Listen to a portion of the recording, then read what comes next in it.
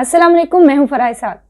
Doctor Affan कैसर का समोसा आजकल बहुत इन है और हर कोई उनके बारे में बात कर रहा है क्योंकि उन्होंने समोसे को एटॉमिक वेपन करार दिया है और उनका ये मानना है कि समोसा खाना हमारे मैदे के लिए एक एटॉमिक मिसाइल की हैसियत रखता है और उससे हम अपने मैदों को उड़ा रहे हैं। अब उससे एक डिस्कशन स्टार्ट हो गई है और उसमें जो हमें नज़र आया है कि जो डॉक्टर हजरात हैं उनके अपने ही जो एक तरह से कोलीग्स हैं, उन्होंने सबसे ज़्यादा इनको क्रिटिसाइज़ किया है। जैसे एक क्लिप मेरी जो नज़र से गुजरा वो मुल्तान बेस्ड ही एक डॉक्टर साहब हैं, शायद उनके सीनियर हैं और उन्होंने इनको अटेंशन सीकर भी करार दिया है और ये कहा है कि वो बहुत एग्जीजरेट कर रहे हैं इस हवाले से और लोकल जो डिशेज़ हैं उनको तनकीद का निशाना बहुत ज़्यादा बना रही हैं। उन्होंने जैसे बताया कि समोसे में इतनी कैलोरीज होती हैं कि ये हमारे मैदों को उड़ा देगा। इसी तरह से एक और मैंने कल देखा है, डॉक्टर साहब हैं जो गाड़ी में बैठी उन्होंने वीडियो बनाई हुई है कि दरअसल जो गरीब लोग हैं और बच्चे हैं वो जो मर्जी खाएं गलम गलम उनको हजम हो जाता है और ये सब अमीरों के चोंचले हैं। और जैसा वो दिखाते हैं एयर फ्रायर में फूड पक रही है और मल्टीग्रेन आटा है वो खा रहे हैं और स्पेशली जो समोसों के बारे में कि आप एयर फ्रायर में बनाएं और इस तरह से, तो एक बड़ी अजीब सी एक सिचुएशन क्रिएट हुई है उनके बारे में। कोई उनको पॉजिटिव दे रहा है कमेंट्स, कोई नेगेटिव दे रहा है। इसको हम थोड़ा सा डायसेक्ट करते हैं कि ये सिचुएशन सारी की सारी है क्या और इसमें से क्या निकलता है। अब जो हम बैकवर्ड आते हैं ज़रा इस चीज़ की तरफ। पहली बात तो ये है कि हम जब भी कोई पर्सन अच्छा काम कर रहा होता है ना, हम सबकी आदत है उसको अटेंशन सीकर करार देना, उसके ऊपर बैड कमेंट्स देना और बैड जेस्चर्स उसको देना। डॉक्टर अफान कैसर जो काम कर रहे हैं एजुकेट करने का लोगों को, जिस भी एंगल से वो कर रहे हैं वो अपनी तौर पर बहुत ही अप्रिशिएटेबल है कि हम उसको बहुत अप्रिशिएट करते हैं कि कम से कम जो डॉक्टर्स हैं वो अपनी रेगुलर क्लिनिक से निकल तक इस किस्म की चीज़ों के ऊपर भी बातचीत करें, क्योंकि एक पढ़ा लिखा जो तबका है वो इन चीज़ों के ऊपर बात नहीं करेगा, सोशल इश्यूज़ पे बात नहीं करेगा तो कौन करेगा। सेकंड चीज़ ये है कि जैसे भी है एक हेल्दी डिस्कशन तो स्टार्ट हुई है ना कि जी पता चले कि समोसा हाइजेनिकली ठीक है या नहीं है, एक डिस्कशन स्टार्ट हुई है। तो मुझे ये चीज़ उनकी बहुत ही अच्छी लगती है कि चले एक सोसाइटी में एक पॉजिटिव चेंज के हवाले से एक बात और एक डिस्कशन एक ज़ेर बहस आई है जो थोड़ी सी पहले नहीं इस पे बात होती। अच्छा, दूसरी चीज़ ये है जो उनके ऊपर क्रिटिसिज्म हो रहे हैं, जैसा कि वो गाड़ी वाले जो डॉक्टर साहब हैं उनका नाम मेरे ज़हन में नहीं आ रहा, कल फेसबुक पे शायद मेरी नज़र से वो गुजरी है उनकी पोस्ट। अच्छा, ये जो गरीब और अमीर होने का कॉन्सेप्ट है फूड के साथ, ये बड़ा अजीबो गरीब है कि बेशक ये बात सही है कि हमारी जो मुआशरा है ये एक मेल न्यूरिश्ड भी है कि नरिशमेंट ही मुकम्मल नहीं मिलती और हमारी जो बहुत सारी कार्बोहाइड्रेट्स, वाइटामिन्स, प्रोटीन्स, इनकी ज़रूरियात पूरी नहीं होती हैं तकरीबन, यानी इनफरादी सतह पर हम देखें।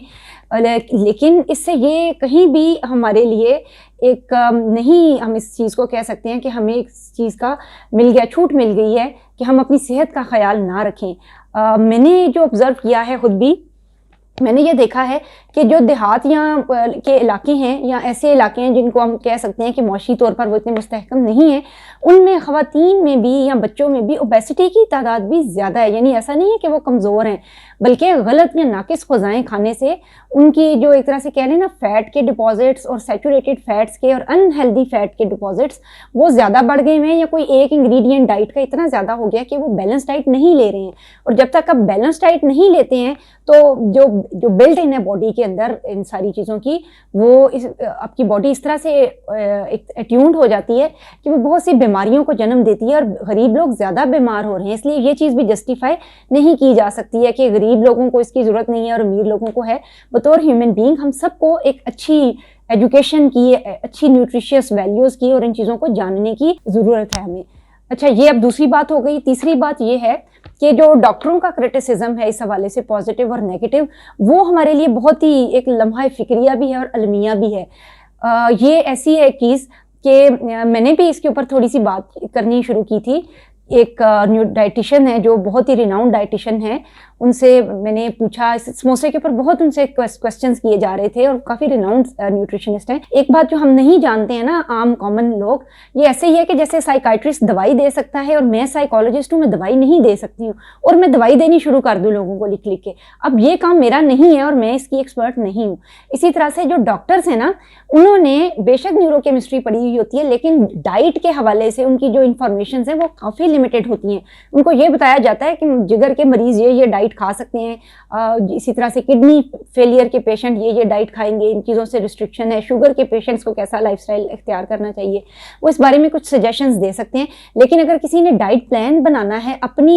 नीड्स के अकॉर्डिंग या इस तरह, तो उनको ये चाहिए कि वो डाइटिशियन को रेफर करें उस पर्सन को। सेम वे जैसे साइकाइट्रिस्ट का काम है कि दवाई देने के बाद अगर किसी ने सेशंस लेने हैं और साइकोथेरेपीज चाहिए और काउंसलिंग करनी है, तो उनको ये चाहिए कि वो रेफर करें साइकोलॉजिस्ट की तरफ जो इस चीज़ का माहिर है और वो इस काम के लिए बना हुआ है। अब हमारे मुल्क में चूंकि इस चीज़ का कोई रवाज नहीं है कि एरिया ऑफ स्पेशलाइजेशन में ही काम किया जाए और उससे हट के काम ना किया जाए, तो हम सारी चीज़ों के अंदर घुसने की कोशिश करते हैं और हर फन मोला बनने की कोशिश करते हैं। जैसे इवन डाइट के ऊपर या एक तरह से जो न्यूट्रिशियस वैल्यूज एंड डाइट्स उनके ऊपर बात करना मेरा हक नहीं बनता है, क्योंकि मैं इस चीज़ की स्पेशलिस्ट नहीं हूँ, मैं तो साइकोलॉजिस्ट हूँ। लेकिन मेरे पास उतनी सी इंफॉर्मेशन ही है जो मेरे पॉइंट ऑफ व्यू से मुझे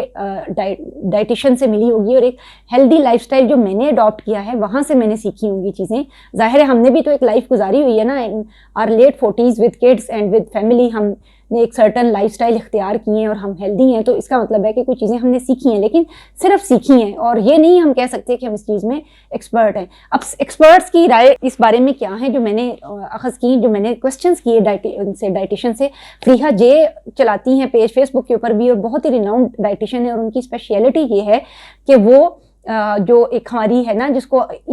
जो हमारी ये ईस्टर्न डाइट्स है, हमारी साउथ एशियन डाइट्स, इनके ऊपर उन्होंने बहुत ज़्यादा काम किया हुआ है। अगर आप उनका पेज सर्च करें तो वो डाइट पैटर्न्स ऐसे बनाकर देती हैं कि अगर आप रोटी और प्याज खाने वाले हैं या आपका घर का लाइफस्टाइल कैसा ही क्यों नहीं है, तो उसमें से भी आप हेल्दी लाइफ और एक बैलेंस डाइट किस तरह से निकाल सकते हैं, वो आपको पूरी चीज़ें डिटेल से बताती हैं। अब जैसे उनमें जो मोटी मोटी बातें मैंने अखज़ की, हम स्पेशली समोसे के हवाले से बात करने वाले हैं कि जो सब्जियां हैं ना सारी की सारी, अब वो पोर्शन फ्री हैं, ठीक है, ये पोर्शन डाइट के ऊपर वो चलती हैं।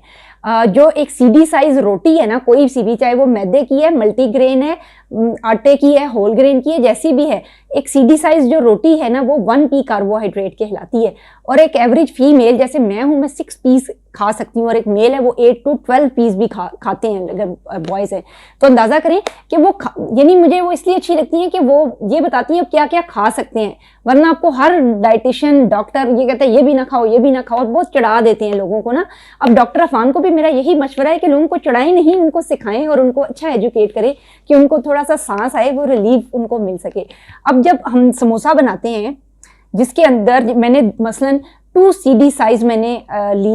रोटियां ली सीडी साइज की, क्योंकि एक टाइम पर हम 2 पीस इकट्ठे खा सकते हैं। ये फरीहा जे कहती है, मैं नहीं कहती, मैं न्यूट्रिशनिस्ट नहीं हूँ। अब 2 सीडी साइज जो रोटियां हैं उनको मैंने मिडल से काटा और छोटे साइज के मेरे 4 समोसे बन गए। अब उनके अंदर मैंने चिकन अगर डाला है तो मैं ½ पी का प्रोटीन ले सकती हूँ उसमें, या फिर अगर मैं प्रोटीन नहीं लेना चाहती, बगैर चिकन के हैं और वो सिर्फ वेजिटेबल हैं, तो आलू को निकाल के बाकी मैंने वेजिटेबल्स, शिमला मिर्च डाली मैंने, मसलन प्याज डाला और जो भी सीज़न की सब्जियां, हरा प्याज डाला, और ये बहुत सस्ता होगा, यानी कितनी थोड़ी सी मिकदार हो आती है, वो आपने थोड़ी स्टिर फ्राई करके उसमें भर के आपने डाली, और वो जो रोटी थी वो हल्की सी सेंकी हुई हो, अगर जिस तरह आप तवे के ऊपर सेंक लेते हैं ना, अपने तवे के ऊपर सेंकी हुई और आपने उसकी बंद करके समोसा बना लिए। अब तवे को थोड़ा सा ग्रीस करेंगे,